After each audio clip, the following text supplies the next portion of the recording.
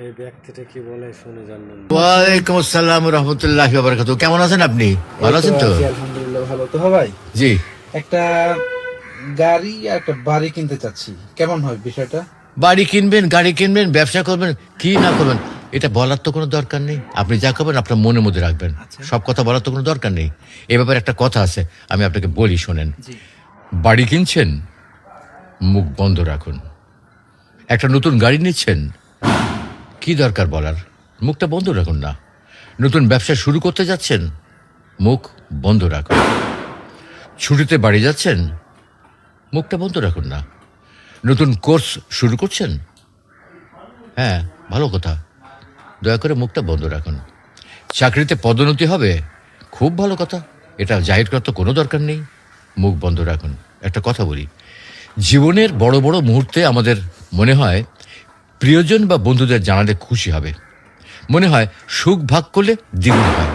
কিন্তু সত্যি বলতে কি জানেন, সবসময় তা কিন্তু হয় না, বরং অতি তাড়াতাড়ি মুখ খোলাই হয়ে দাঁড়ায় সবচেয়ে বড় ভুল। আমাদের স্বপ্ন আসলে একটা বীজ।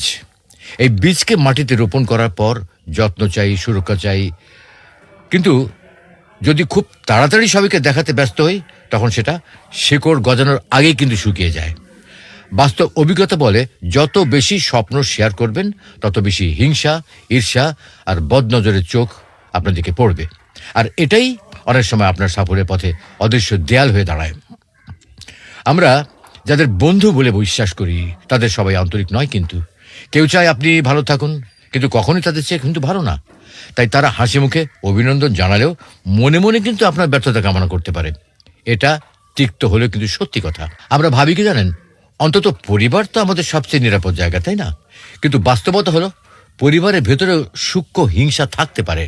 ভাই বোন আত্মীয় কেউ কেউ চাইতে পারে যে আপনি তাদের ছাড়িয়ে না যান।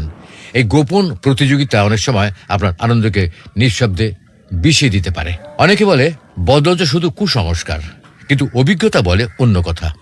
মানুষ যখন আপনার উন্নতি দেখে ঈর্ষায় পড়ে, তখন সেই নেতিবাচক এনার্জি আপনার জীবনে প্রভাব ফেলতে পারে।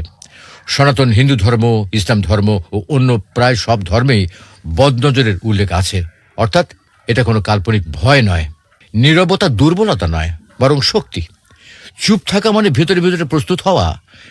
একটা কথা চিন্তা করবেন, কৃষক যেমন বীজ রোপণের পর প্রতিদিন হাটে গিয়ে ঘোষণা করে না, তেমনি বুদ্ধিমান মানুষও নিজের স্বপ্ন গোপন রাখে।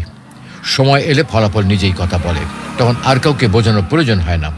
আপনার ভাগ্যে যা আছে, মহান আল্লাহ তাআলা যা লিখে রাখেন বা পরিকল্পনা করেন, কেউ কিন্তু তা মুছে রাখতে পারে না। কিন্তু তাড়াহুড়ো করে বেশি মুখ খোলার কারণে আপনি নিজের জন্য অযথা বাধা তৈরি করতে পারেন। তাই বিশ্বাস রাখুন, ধৈর্য ধরুন, পরিশ্রম করুন এবং যতটা সম্ভব মুখটাকে বন্ধ রাখুন। মনে রাখবেন, স্বপ্নকে আগে ভাগে প্রকাশ করা মানে তাকে দুর্বল করে ফেলা। হিংসা, ঈর্ষা আর বদনজর সত্যি আপনার সাফল্যকে ধ্বংস করতে পারে। তাই যখনই জীবন আপনাকে কোনো বড় সুখবর দেবে, নতুন বাড়ি, গাড়ি, বিয়ে বা পদোন্নতি, তখন আনন্দে চিৎকার না করে নীরবে উপভোগ করুন। সময় এলে আপনার সাফল্যই পুরো পৃথিবীকে জানিয়ে দেবে আপনি কি করেছেন।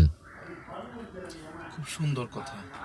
আসলে আমরা ইদানিং ইদানিং না, প্রায় আমরা অনেকেই এই যে এইগুলা বলতে ব্যস্ত হয়ে যায় যে আমি এই করতেছি সেই করতেছি, একটু নিজেকে বড় করার জন্য, নিজেকে একটু জাহির করার জন্য এটা আমরা করে থাকি। আসলে এগুলো ঠিক না, এটা আমরা মোটেই বুঝতে পারলাম। না, এটা মোটেই ঠিক না।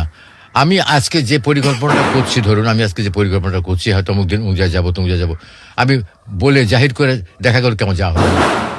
হ্যাঁ, এটা হয়তো আল্লাহ তাআলা কবুল হয়তো নাও করতে পারেন। লাগলে সুতরাং কমেন্টে এগুলো করা জানাবেন, ঠিক না, ভালো লাগলে দয়া করে লাইক শেয়ার কমেন্ট করবেন।